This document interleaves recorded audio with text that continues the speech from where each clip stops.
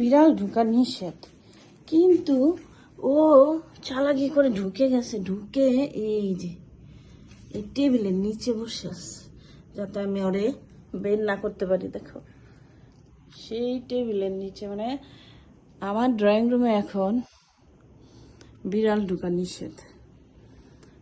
Drawing রুমটাকে মানে Thai glass দিয়ে separate করে এভাবে ড্রয়িং রুমটাকে সুন্দরভাবে আমি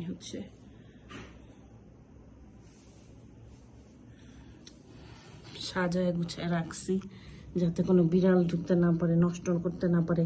কিন্তু ওর মতো চালাক বিড়াল একটাও নেই।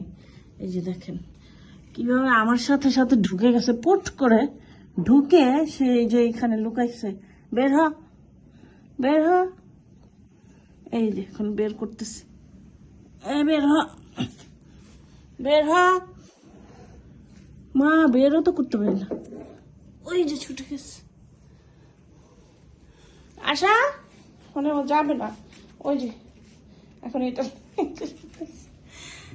আশা, তোমার কি ড্রয়িং রুমেই থাকতে হবে? আসেন, অবিটা আসো।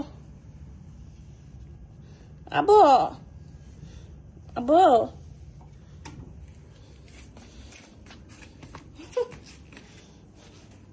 কই লুকাবি? এই সোফার নিচে তো লুকানোর জায়গা নাই, এই সোফার নিচে লুকানোর জায়গা নাই।